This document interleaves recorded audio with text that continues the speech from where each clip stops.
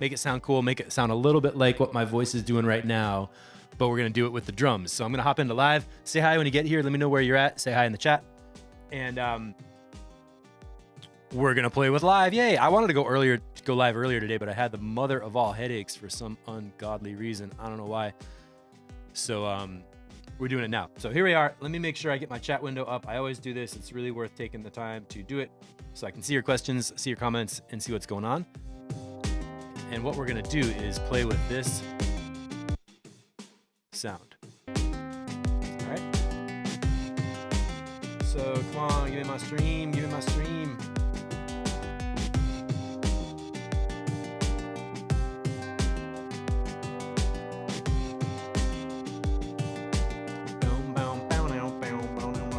How are you guys doing on this Tuesday, cruising through the week? I know I put my camera on the other side so I can show the analog board. So now I gotta look the other way for comments. There we go. 2 people in, just talking to Jay a little bit.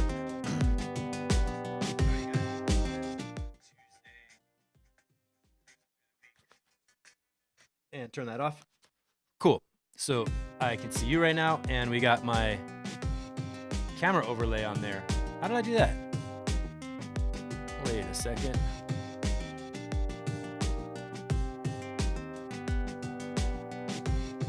All right, so in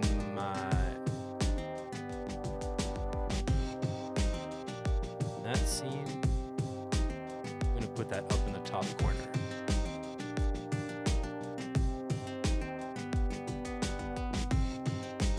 Okay, so what's going on here? We got a beat playing. Let's just get it down to the basic drum beat. And to start it off, hey, Ricardo's here. What's going on? There's my face moving around, so you can see me in the window. There's my broadcast thing. So to start off with, this is a chopped up breakbeat loop that I got from a sampled off vinyl, chopped it up into slices, and it's kind of choppy. It's coming from a MIDI loop where I rearranged some of the MIDI notes, and we're playing back basic samples. So that's our original sound source, and it's okay for the beat. I mean, it's working for the track. But I wanted something else to happen in this drum beat to get it more like that. Now that's too much of the effect, but it makes it a little bit wider. So listen to how that comes in and out in the track. There's dry. And then I'm gonna bring in the effect.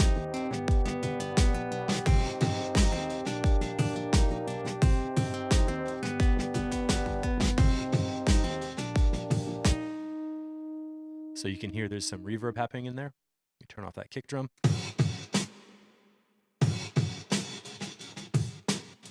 And this is one of those cool effects where it's not like 100% wet reverb or something. So as I blend it in, it's making the drums feel louder a little bit and making them feel wider. You're getting some reverb, and you're getting this kind of chorus slap effect like I love doing with my voice. If we can analyze the sound, it's a little bit like a delay going back and forth, and a little bit like a flanger at the same time. It's a strange effect. So I wanted to recreate that on my drums. I was actually doing that same effect on the mixing board with this built-in chorus, and I was like, whoa, that's crazy. So what did I do? So first I went to my drum loop, turned up aux send A, and got it coming into aux return A over here. Let's turn off all our other plugs and just get, and let's solo. So first, just the Ableton Chorus. Now you could play around with this all day and make a million different kind of sounds. I started mapping some controls for it to give you an idea of what. If you haven't spent time playing with Chorus, it's worth fooling around with. Try turning it up, 100% dry wet, 100% wet, with a high feedback rate. We're playing with an LFO modulator here where there's the amount and then the rate.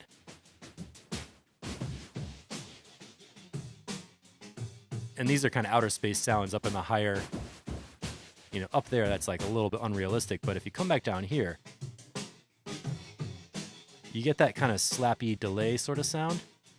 And just by the way, there's this other interesting thing where you can multiply the LFO rate by a factor of 20. and get it like a erosion crunch kind of sound. So if you're into the distortion world, that's another way to get some of those.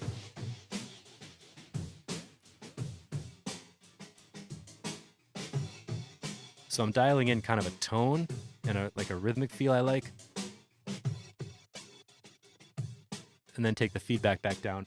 So it's a little more realistic for drums. That high feedback wobbly sound is good for like, I don't know, like guitar or something. There's some other settings on here, high pass filters, some stuff about delay times that you can mess around with. But I just wanted a basic chorus sound that I could work with. And you know me, it's gonna be on drums, so I wanna put a high pass filter after that, just to make sure if I throw some huge breakbeat or sound in there, it's not gonna be doubling up the low end too much. I want this to be a stereo wide sound on the upper mids. So basics auto filter. Now, I don't have very much on the channel strip, I don't think. Okay, EQ and compression getting blasted. That's probably more than I should be compressing that. Let's just get that so that a couple of the beats are touching the compression on there. And what I want to do is have the compressor on this effect. I'm going to be going into a gate, basically. So I want to make a big, splashy, wet chorus with a reverb, and then put a gate after it so it's not overly like splashing all over the whole mix. So the theory of having a compressor here is after the chorus, I want to compress the beats so it's like an even, constant kind of a level, like a consistent level. And then when I put the gate on it, it'll have a more predictable gate. So we're going to dial in the compressor right here.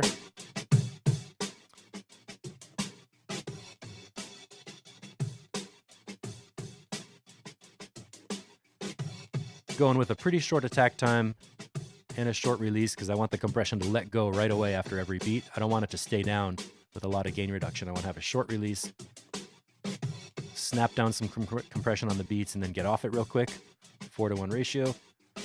And then I'll turn up the gain just until it starts clipping a little bit and then back it back down. You know, 5-6 dB a gain, that's cool. If you have any questions about anything that I'm doing, I got a couple minutes now to answer extra questions, so we could go off on a little bit of a tangent, but I want to mostly stay focused on just building out this rack. And hopefully by the end, I'll have some more macro knobs mapped so I can upload this effects rack to the Mixitecture member site. You can download it, play with it, and if you have Live 10, it'll work. I'm in Live 10 right now. So now we're going to add some reverb.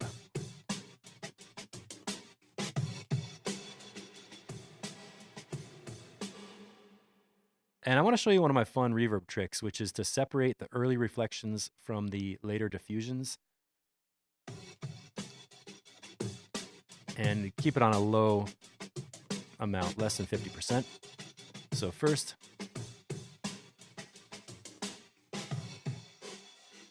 that's what we're working with, the reflections. One of the most important parts of reverb is the pre-delay. That kind of tells you, like, if you were in a room, it'd be like how long it takes for the sound to bounce back to you.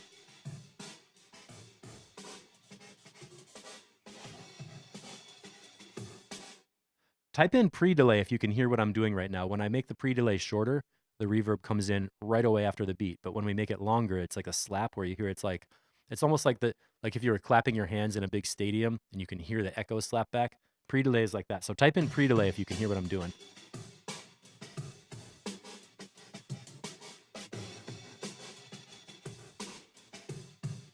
When it's real short, you're kind of like, oh, I don't really notice it.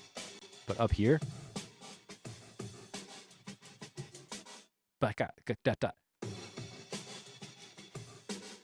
it makes it very obvious that the echo is happening, or the reverb's happening like an echo. And I wanted to point that out because pre-delay is one of the best parameters to dial in your reverbs. And you can't really make a preset with it because it's going to be different for every BPM. You know, the tempo, whatever tempo your track is, you're going to have a slightly different feel on how the delay comes in. Oh, pre-delay, thank you for typing that in. Good. Yeah, that's important because, you know, when you dial in your pre-delay, it makes your track sound pro, and it makes it sound like your reverb is specifically working with that beat.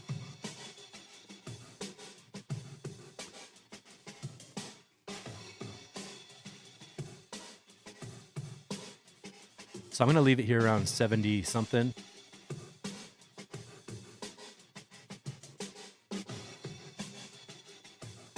No, let's leave it nice and long, around 145. So those are my early reflections.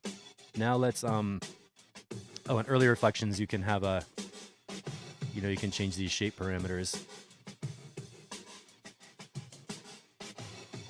And notice I got my low cut in there as always.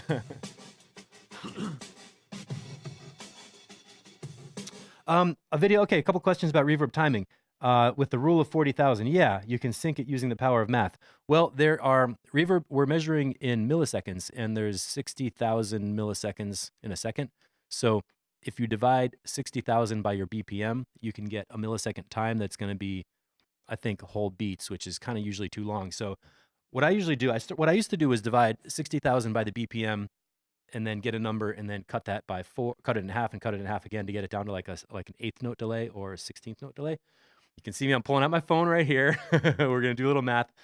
To make it a little faster of a calculation, what I do now is just divide 15,000, and it's gonna be 87 BPM right now. So for example, here is 60,000 divided by 87 BPM equals 689. If you can see that, 689 milliseconds, which is really long. That's like a whole bar, right? So we divide that by 2, get 345, divide it by 2 again, get 172. Let's type in 172 and hear how that sounds.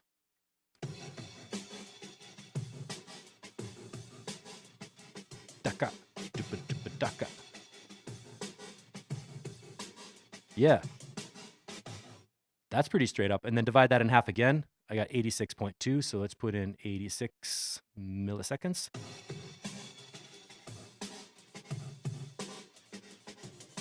And that's like a fast slapback. So how would I get 86 if I wanted to do this again?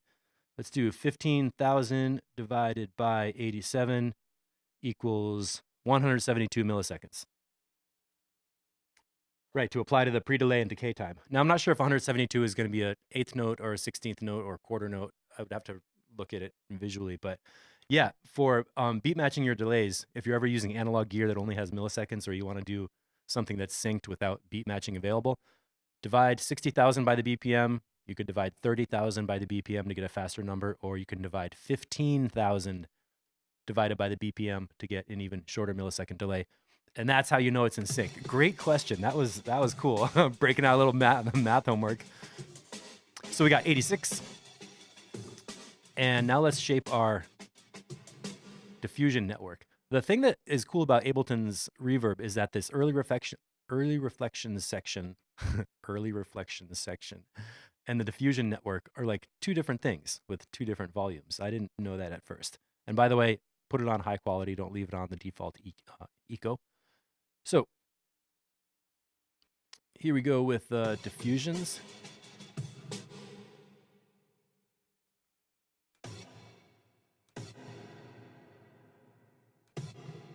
Checking my decay time.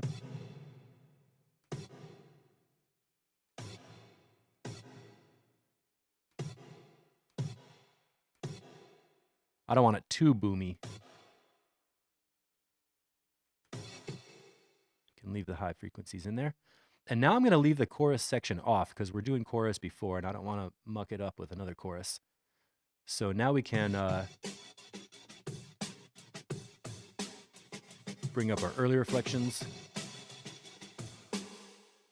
and just feel like, okay, now you dial it back down to dry and see where is the right dry wet. On a return effect like this, maybe 30% might be good. If I was just doing a reverb on a dry beat, I might be like 10 or 12%. You don't need a ton. So let's check how this is doing in the mix with all the beats.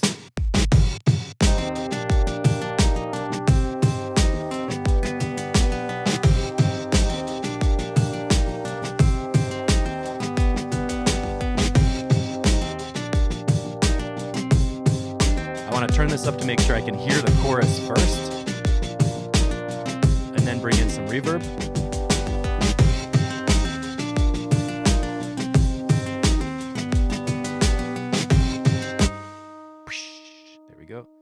Let's mute the instrument group.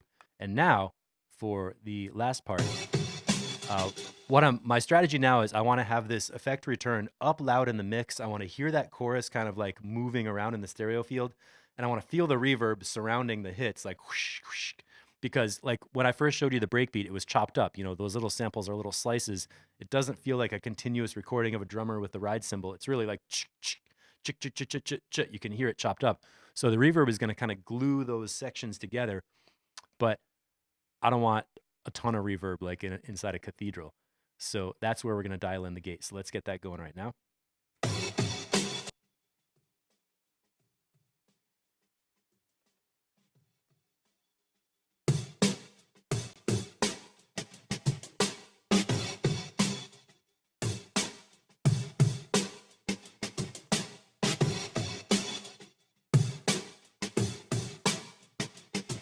And for me, the really important parameters in the gate are obviously the threshold, but the floor is really cool because when it's at 0, it's like the gate is bypassed. There's no difference between the gate on-off. And when it's at -infinity, it's like when the gate is closed, it's at -infinity. So as soon as I get the threshold dialed to where it's reacting to the beats the way I want, then I go to the noise floor or the gate floor. What's the Ableton word for that? And change that around to kind of adjust the level. Okay, they just call it floor.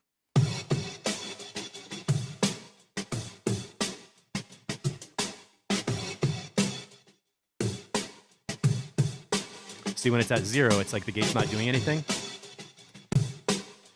So when you have your threshold in position, this noise floor gives you like a control of the volume of your reverb tails. So let's bring this back in the mix.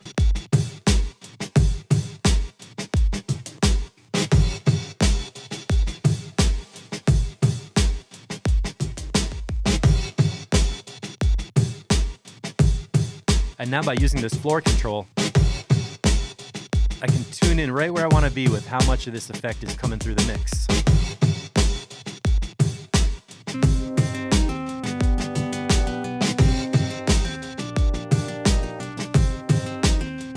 And there you go, that's a basic sound that's kind of fun.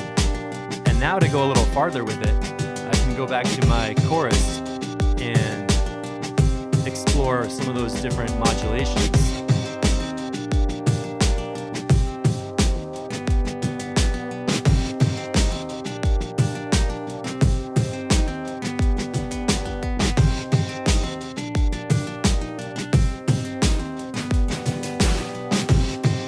This would be a great thing to do coming in towards the build-up, like, and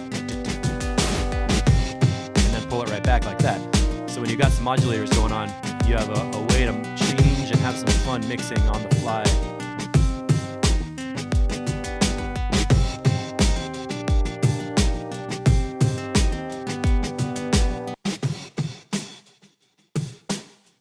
And it's interesting, when you solo that effect return, it sounds like it's fading in a way, going away in the distance.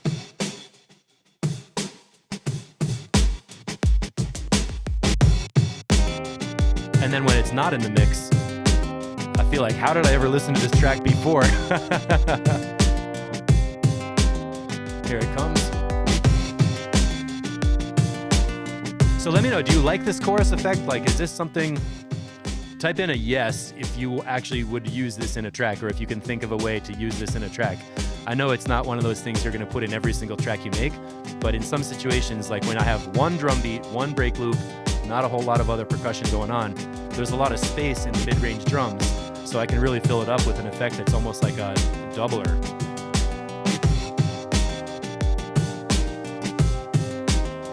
Yeah, that's a fun little effect. So let me save that. And right, yes. And what else would be fun to map on here? I think feedback. Let's map the feedback.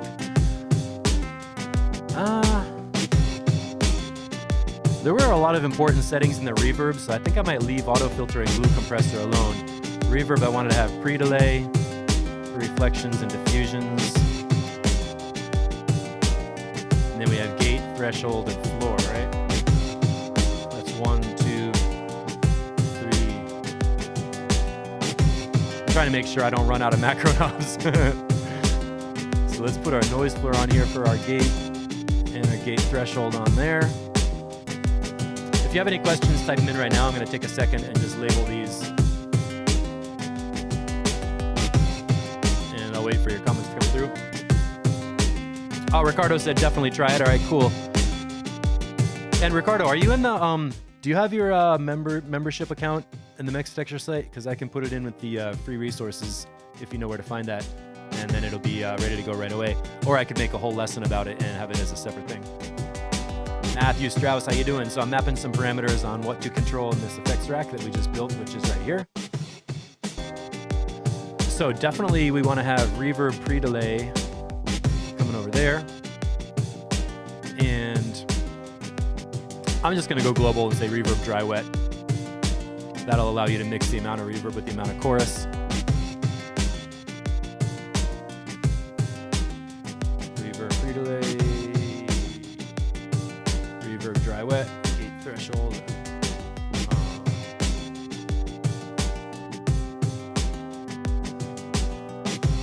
What am I doing? Chorus mod.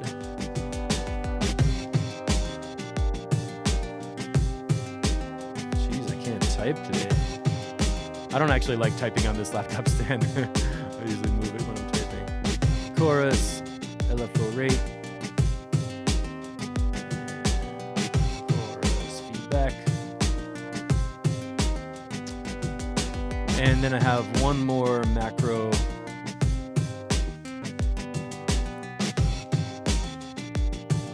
You know what's kind of fun to do? Let's make a one knob compressor since I got a minute. And this will be useful for anybody who's into mapping macros. So first I'm going to take threshold and makeup and put them on the same control knob so that they're moving. So I have control of two things.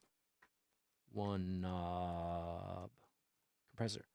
Now, the way compression works is when you bring the threshold down, it does more gain reduction, and then you have to bring the makeup gain up to balance it. So you're always using compression, threshold, and makeup gain as a pair, and they work like opposites where they counterbalance each other.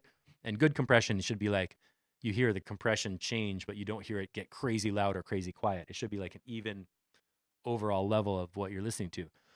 So to get that working, we want to dial down threshold and have makeup gain go up. I like to keep this knob moving the same direction as threshold.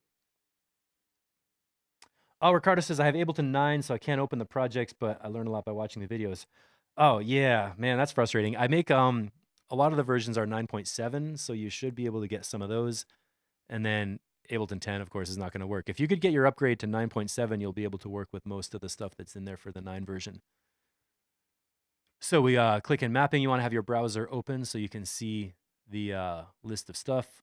I don't want to visually read through here. I want to just click on the knob. Oh, look, and Ableton highlights it. Isn't that cool? So I click on makeup gain. Now watch this. Right click, invert range. Now watch what just happened. As I bring the threshold down, makeup goes up, and the range gets inverted. Now 20 dB might be a little bit much. Rolf, what's happening on the instrument rack? Any effects? On the instrument group? Do you mean the instrument bus group? I can click over to that. Just a glue compressor. Good question. Not much going on that one. If that's the right thing, I'm not sure what you're asking for. So now the question is, when I bring the threshold down, how much makeup gain do we need? Because I had it, we were making up like about 6 dB of gain, so I think I'm going to change the makeup gain range so it doesn't go all the way up to 20. Maybe it just goes to 12 as the maximum. That way I can dial down relatively more compression, and it's not going to do too much makeup gain before there is any compression happening. Because I wanted to see, originally we were doing about 5 dB of gain reduction and about 5 or 6 dB of makeup. So that's how I set that up. And for people who don't like compression, let's add one more little detail in here. There's the power switch I just selected. Map that on there, device on. And I want to have that go off at the top of the range. So you go 127, 126. That way when I go all the way to the top, to the end of that knob, the compressor is bypassed, totally out of the way.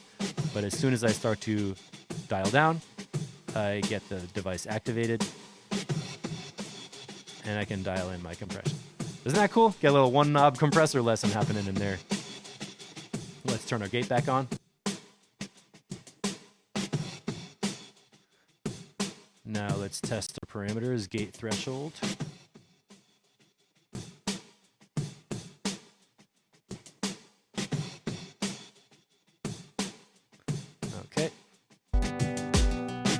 Ralph, what do you mean?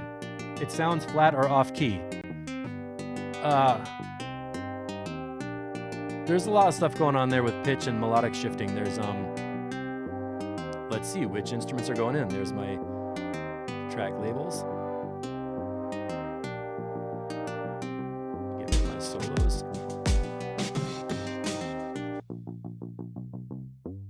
There's a little portamento in the bass line, which is changing our perception of pitch. Resonator going on there.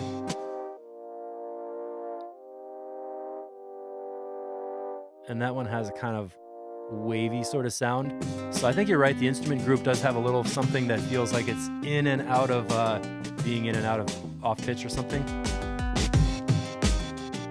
So I don't know, that's what it is what it is.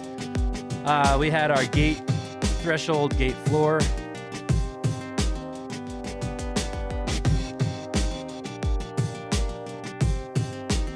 Reverb is going to be lighter color. I like to just color match things that are the same type of effect so that I know they're all from that one kind of effect.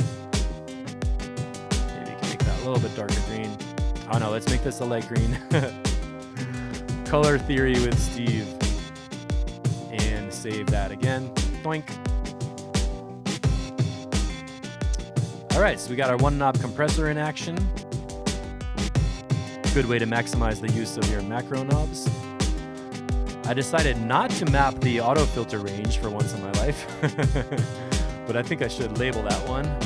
High pass filter at 125 hertz. So I can minimize that. And Chorus has our modulators, 1, 2, 3. Let's get our magic hand on here. Chorus modulators and feedback.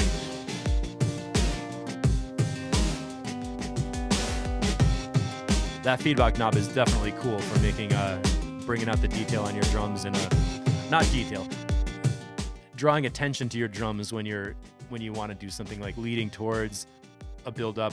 You could get it weirder and weirder and weirder with the feedback, and then at the drop you dial it back out so the drums are big and simple and crisp, and you don't have a lot of effects, and that draws more attention to just the beat hitting. The ARP ruins everything. Sorry, Ralph. All right, I'll mute the ARP for you so it doesn't crush your experience of this session. I'm not laughing at you. I'm laughing because that's funny to me. Glue compressor dialed in. Reverb, we did our pre-delay from 50 to 250. Just checking my ranges, and I had that in about 85 or 86. Choop.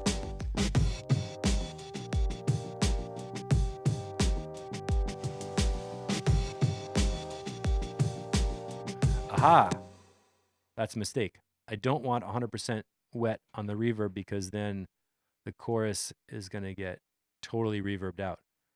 So, which parameter? Dry, wet. Selects it up here. I only want to go to 50%. This is one of those situations where the maximum reverb I want is 50%, so I never lose the chorus signal, because the chorus is like kind of like a drum doubler. You know what I mean? It makes the drums, if I just have all chorus with no reverb, the drum beat is going to sound like it's getting almost twice as loud. And having 100% reverb is going to mess that up and make it too washed out. So, Tricky Bunny.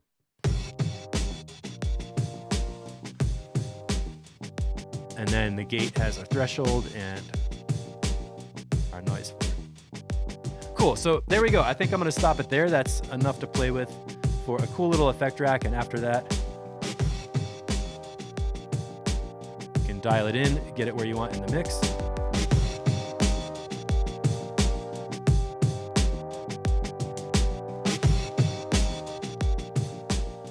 And sorry, Ralph, you know what's coming next.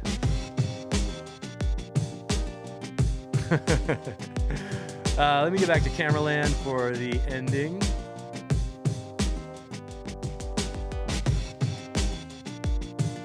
There we go. Here I am, camera over on the left-hand side. Thanks for watching, everybody. I'm Steve from Mixitecture, and this has been a Chorus Gate Reverb effect rack, which I'll upload to the Mixitecture member site, and I'll drop a link in the replay so you can see where to get it, how to grab it, how to sign in, how to get your free presets, and get engaged with some of the other lessons and content that's on there that is all unlocked right now because we're in this pandemic and the quarantine. I want to make sure everybody has something to do and something to play with. So I'm going to blip that back over there and just show you real quick, in case you're new here, in case you haven't seen this before. We just hit 3,000 people in the group, so I know there's a lot of people coming in who might not have seen this stuff before. This is the Mixitecture member site. There's up top, there's a little welcome video and stuff that tells you what's going on. And you can scroll down and see which courses you're interested in, which lessons or projects, and grab them. But if you don't know what to do, start with the free Ableton Resources. That gives you access to some fun free presets like the one we just built, some effects rack, some instruments, things to play with, as well as resources for raw beginners, like how to download Ableton and where to find other things. And then some stuff about session lessons, which are the way I teach with Ableton projects that have guided tutorials built inside them. They're really fun. You open it up, there's instructions as audio that you can listen to, and then automation in the examples that you can watch examples and then do some actual activities to learn by doing it with things like sidechain compression or EQing or things. And then the site tour, how this site, blah, blah, blah, blah, blah. So to get your free resources, I'm signed in my user account. Let me log out from my user account. It's free for your membership, no credit card required, none of that kind of nonsense. Sign up here, little panel opens up on the side. You just enter in, enter in your name, email address, you agree to the terms of service. You click sign up and you're in, and you can start downloading presets, playing with session lessons, and seeing what else you're interested in on the site. And like I said a minute ago, because we are in quarantine and people are sort of on pause with work and jobs and getting paid in money, I decided to make everything unlocked. So all these are available for pay what you want. You can click into the thing like a session lesson on filters to learn about using Operator with filters. And there's a bunch of payment options. You can get it for $0. You can give me $11 if you want to. I think once you do a couple of these, you'll recognize that they are a completely new way to learn Ableton Live. And it's really fun because you learn by doing it. You actually download an Ableton project and you open it up and you get to make sounds. It makes you make music. I always wanted to make lessons that make people do music instead of just watching YouTube and then getting distracted and then going on 20 other websites. So that's what it's all about. I'm Steve. Thanks for watching, everybody. And thank you also for replying to the question about what you want tutorials on, because we got some really great ideas coming in, especially from Jay, I was just talking to, about doing some live track feedback and commenting on tracks from the feedback group. So that's it for now. I'll see you all a little bit later, and let's make some tracks. End broadcast. Beep.